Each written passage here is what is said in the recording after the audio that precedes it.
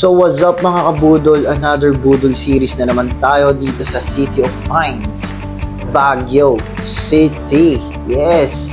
Andito tayo ngayon sa terminal ng Victory Liner from Cubao. Hinihintay lang kaming aming inarkilang motor para makapunta na kami kung saan kami magbe-breakfast dito sa Baguio.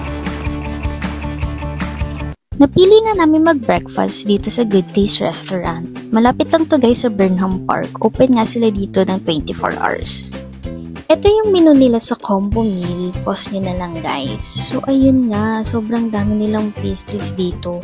At nagulat kami kasi ang laki ng serving. Tas sobrang mura lang. Tignan nyo guys.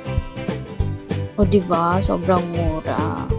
Then may cakes and desserts din sila dito. Kaya the best talaga itong Good Taste. Nakakaaliw nga yung nagsiserve ng food dito kasi itong cute robot na to ang pupunta sa table nyo para iserve yung in-order nyong food. Table 9! Ng spare ribs. Wow!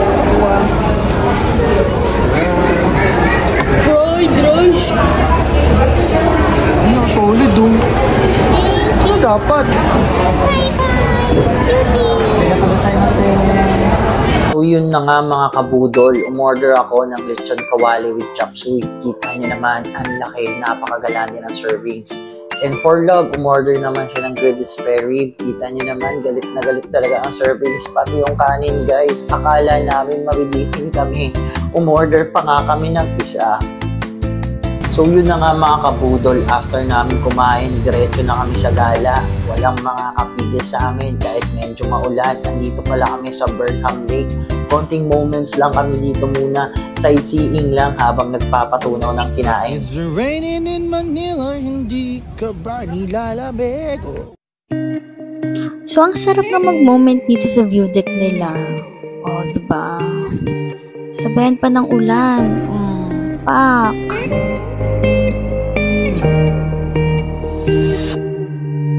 나의 두 눈을 감으면 떠오르는 그 눈동자 자꾸 가슴이 시려. O, tama ng pagmumominti. So, tatry nga namin mag-swan boat. Pero, madami ka pang pwedeng sakyan dito. And don't worry guys, safe to kasi may life vest ka pag sasakay ka dito. So, ayun, ready na kami mag-dive. Basta mag-boat pala. So, ayun, waiting na lang kami sa aming swan boat. Ooh! Under the sea, SpongeBob! Aray ko! Swan yan, swan yan. Basic.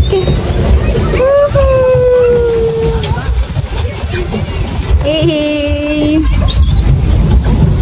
Dito kami sa Pacific Ocean. NANI? Of Baguio. There's a crocodile. Talagang may lumabas na crocodile siya. Yan. Sarap. Sarap mag-swan. Pagpedal. Bakit hindi nagpe-pedal? Ay, si Disney Princess. Ay. Every night in my dreams, Wow. I see you, I pay you. Jack! Angel. Ay, babay.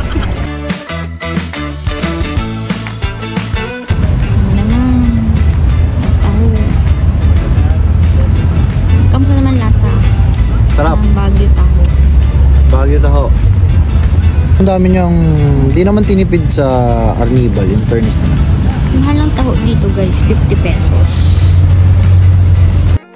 Next stop ay ang Tribo Cafe na located sa Upper Bonifacio Street. Ito nga pala yung mga high school friends ko with their +1. Oh, taray, may +1 na. So, andito nga pala kami para mag-only chicken wings. Di para magkape kasi why not? Chores. Mga promo kasi ang kanilang only wings for only 349 pesos guys. Next stop ay ang City Light Hotel located sa General Luna. So guys, dito namin naisipang uminom ng tubig para sosyal, tsaka bubulunan na kami dun sa only chicken wings namin kanina. So yan nga pala yung kanilang menu guys. Ang ganda ng tower nila dito guys, no? Very demure, very cutesy. So may pa-live band sila dito sa bar nila. Tapos bagong-bago pa yung mga kanta. And masarap lang dito mag-chill after a busy week. So pakinggan natin si Kuya kasi ang ganda ng pagkakanta niya dito.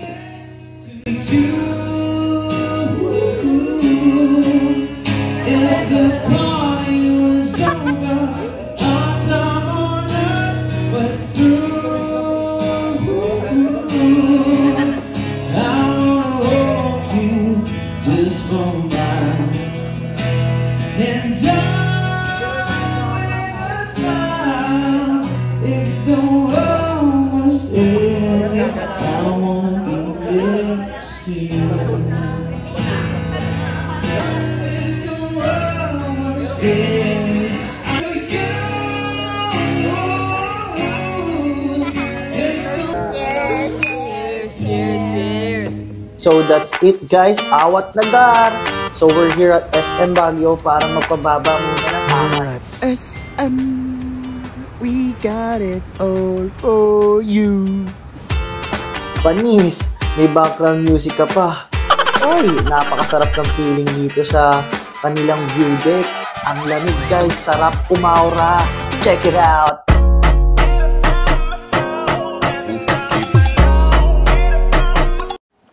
So yun na nga mga kabudol, after umaura, tamang chill, tamang tambay lang muna tayo dito sa view deck ng SM Baguio. Kita nyo naman, sobrang solid ng city lights ng Baguio.